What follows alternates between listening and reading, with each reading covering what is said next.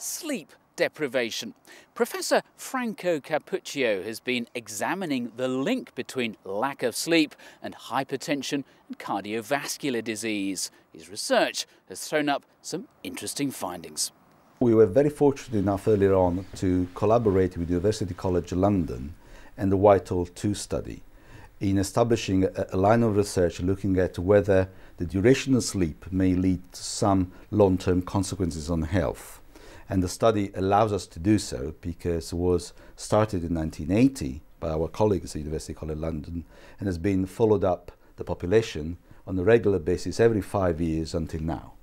So we had the possibility to look at the early exposures of sleep and the subsequent life experience in terms of development of risk factors, but also in actual death.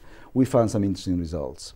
That those who tended to reduce their time of regular duration of sleep over time tended to have more cardiovascular death, so were more likely to die 17 years later of cardiovascular related death compared to the group that didn't change sleep. And the group who tended to increase their duration of sleep above, let's say, 9 hours per night, tended to die more often of non-cardiovascular related death. So in other words, we found a U-shaped curve that at both ends of the changes in sleep, there is some detriment in the long term. However, the shorter duration of sleep group tended to die of cardiovascular disease, so heart attacks, strokes, heart failure, unlike the top end, which died of non-cardiovascular death. So why should a lack of sleep cause a greater incidence of cardiovascular disease? Well, this is the other interesting part. In a different analysis of our study, we also wanted to look at how much short duration sleep will be able to predict a number of risk factors for cardiovascular disease. In one particular study, we looked at the likelihood of people to develop high blood pressure over time.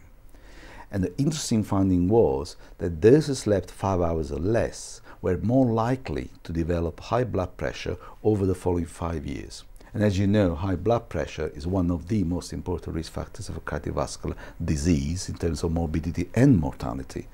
Now, the intriguing finding for us, it was brand new in terms of the literature, that we only found this particularly strong in women, but not in men. The question arises of why should women have this related risk to sleep deprivation, but not men? We are unable to answer the question at the moment. So lack of sleep makes you more likely to die of cardiovascular disease, but what you're saying is too much sleep is not particularly good for you either. Is there an optimum amount of sleep? Our reference group in terms of comparison group is the people sleeping 6 to 8 hours. And then you can make what you want. And sometimes they refer to 7 hours, the golden. There isn't any threshold, but between 6 and 8 hours we have a very flat link with risk. As you tend to transpass into the 5 hours or less, you tend to have all these very sharp rises in cardiovascular risk. And when you go beyond the 9 hours or longer, you tend to have this increase in non-cardiovascular related death. So how exactly do you carry out this research? When we look at very large samples of populations, we have studied in excess of 10,000 people here, we have to go for very simple measures. And sometimes you trade off accuracy and the feasibility of doing things. So we did ask with questionnaires to people how many hours on average they slept per day on a regular week. Now, these measures may seem quite approximate, but these have been validated again more specific measures of sleep-wake patterns, like for instance actigraphy.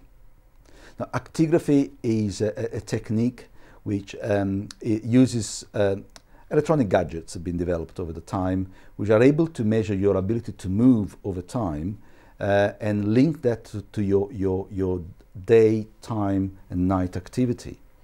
For instance, I can show you one latest gadget we use, which is an actigraph. It's a watch. This is based on a watch.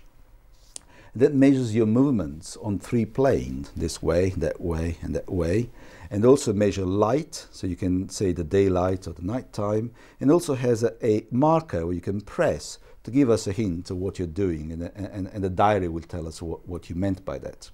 These could be worn for up to 30-35 days, have very powerful batteries, and it can record continuously your activities.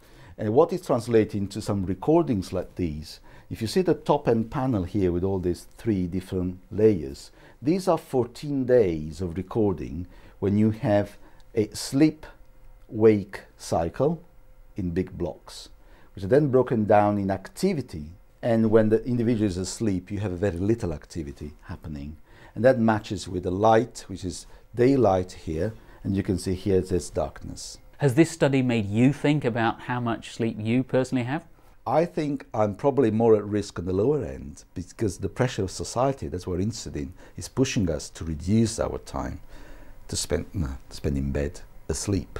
And sleep is a restoration of our capacity in the body. So I think that the concern in terms of the new way of looking at lifestyle factors for chronic disease is to look at the low end, where we're pushed to sleep less and less, and basically contribute to the epidemic of cardiovascular disease, which may include not only high blood pressure, but mind you, we have some links with obesity and some link with diabetes.